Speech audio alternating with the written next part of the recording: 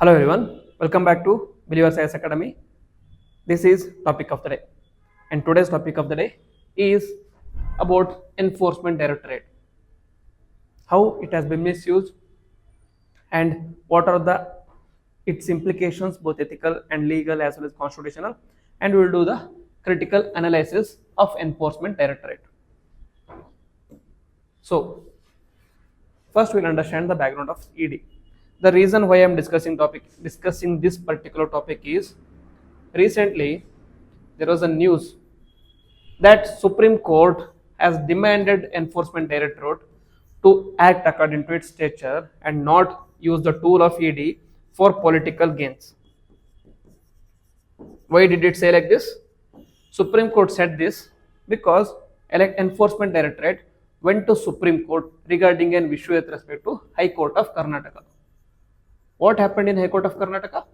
The High Court of Karnataka had quashed a money laundering PMLA case against Parvati Siddaramaiah of Karnataka under the MUDA case. Like Mysore Urban Development Authority case, there was a case going on Siddaramaiah, Parvati Siddaramaiah and Bhairati Suresh and other ministers in Karnataka. And Enforcement Directorate was looking into this issue. But recently, the High Court of Karnataka has quashed this allegation against these individuals. So, in order to take up or in order to quash this High Court order, Enforcement Directorate went to Supreme Court.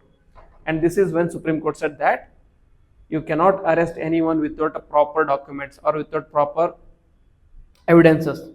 Okay? You need particular evidential frameworks or evidences, only then person can be criminally investigated under PMLA. So Supreme Court denied the request of Enforcement Directorate. So that is why I thought there are many cases that are similar to this one where the Enforcement Directorate has been misused. So we'll discuss why the case is like this. So the background of Enforcement Directorate. Enforcement Directorate is a central agency under the Ministry of Finance which is tasked with enforcing the Prevention of Money Laundering Act of 2002 and Foreign Exchange Management Act of 1999. The allegations of misuse were the key cases where ED was alleged for political causes were like this. First one is the recent ongoing MUDA case. ED booked Karnataka CM's wife. Supreme Court said agency was being used for political battles. In Delhi liquor policy, ED investigated Aam Aadmi Party leaders and accused of political targeting, and Aam Aadmi Party accused them of political targeting. And West Bengal teacher recruitment scam. Here, Enforcement Directorate acted against TMC leader and Mamata Banerjee accused center of vendetta. And here, Sanjay Raut from Shiv Sena was alleged or arrested in alleged land scam and later granted bail citing lack of evidence. And P.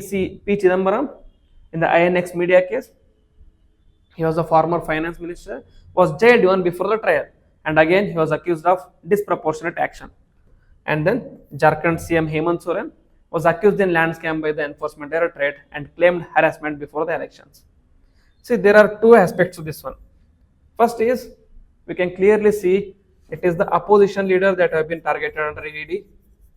And second is, it is not based on allegations. It is being targeted, not targeted, it is being investigated because they have been involved in some sort of scams. Now, the opposition leaders are also using the excuse that the governing party or the major party, that is BJP at the center, is using the Enforcement Directorate and they are escaping the charges against them. The very fact that BJP or the government is using Enforcement Directorate against them is helping them in escaping these kind of cases. First, okay, that is for other day. I will discuss the key issues with Enforcement Directorate function. One is selective targeting.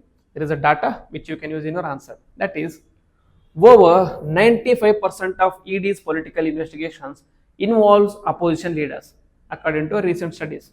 Obviously, there is a vendetta against the opposition leaders. Second is low conviction rate. As per government data in the Parliament of 2023, out of 5,906 PMLA cases filed, only 25 convictions have happened. That is less than 0.42 conviction rate. That is not even 1% conviction rate is there. So what is the use of booking people under the PMLA Act? Why are you detaining them under PMLA Act if you are not convicting them? Third, unclear definition of proceeds of crime. It leads to overreach, as in MUDA case, where the possession wasn't established. And then excessive powers and lack of transparency under PMLA and FEMA. ED can arrest without FIR under the PMLA. This has been extensively used as now. It was criticized by Supreme Court in 2022 in Vijaya Madanlal Chowdhury versus Union of India case for the lack of safeguards. And finally, there is no lack parliamentary oversight. That is, there is a lack of parliamentary oversight. ED is not directly accountable to Parliament. No statutory time frame for the investigation is available. So these are the key issues with the ED's functioning. So this is the Enforcement Directorate building in Delhi. Now, the constitutional and ethical concerns regarding the misuse of Enforcement Directorate. First is the rule of law. Arbitrary investigations undermine the legal certainty. Second is with respect to federalism. The encroachment on the state domain creates tension with the state governments. Next, natural justice, that is, summons without the basis violates fair hearing. What is natural justice? One is you have to hear both sides. You have to hear both sides before acting. And second is you cannot be the judge of your own case. You cannot be the judge of your own case. So these are the principles of natural justice. Here, most of the times what happens here is the first part, that is hearing the both sides without acting, is not being followed properly. And finally, the non-partisanship practice. That is, agencies must remain politically neutral under the civil service ethics. However, it is not the case with respect to certain agencies like CBI, like ED, etc., etc. So, what are the challenges in reforming Enforcement Directorate? That is, there is a resistance from the executive. Political control prevents genuine institutional reform. And the judicial delays, that is, the courts often are slow in granting relief for the addressing misuse. Because we know one of the issue with respect to judiciary in India is its accountability and its delay in delivering the justice. It is the same case with respect to this ED as well. And then there is weak internal accountability mechanisms in India. That is, there is no internal grievance redressal or independent scrutiny of the Enforcement Directorate. Finally, the public perception is that ED is increasingly seen as a political tool and not an anti-corruption agency, which in the long term is going to hurt the public trust. Is going to hurt the public trust and is going to lead to trust deficit between the citizenry and the government, which is not recommended in a democratic government. Then, what should be the solutions and the way forward? First is, we should provide certain judicial safeguards.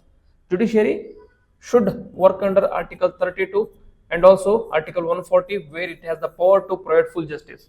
So it should use it more frequently, and Supreme Court must define clear thresholds for ED, like Supreme Court did with UAPA and sedition cases. They should clear the threshold for ED action. That is, what does the proceeds of action mean? Next, there is a need for parliamentary oversight. ED reports should be reviewed by a multi-party parliamentary committee. People belonging to all the parties should have a committee here, which should be has a oversight over Enforcement Directorate. Then, amending the PMLA. Define proceeds of crime, time-bound trials, and preliminary inquiry is mandatory. Next, independent ombudsman. That is, appoint a judicial watchdog for Enforcement Directorate and CBI complaints. And training and ethical orientation.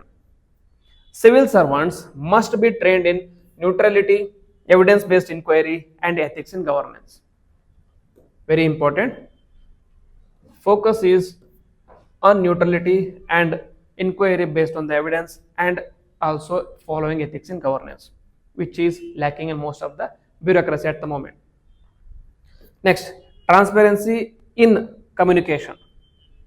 That is, public disclosure on the Enforcement Directorate's actions should be made only after the due legal process, not selectively through the media tasks or the media leaks. So, in conclusion, Enforcement Directorate plays a crucial role in maintaining financial integrity and fighting corruption.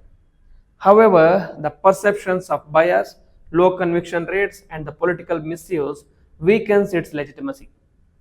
Ensuring transparency, judicial oversight, and institutional independence is essential to restore public trust and uphold constitutional values. The Enforcement Directorate was created to address the issue of corruption and also bring the financial integrity in India. So, it should understand its roots and go back to its roots so that it is not only working in letter but also in true spirit. So, this is the topic which I want to discuss. I have discussed in a holistic way. All the points, data has been provided for you. You can note down the data and use in your mains answer as a fodder material. So, with this, I will end the video. Jai Hind.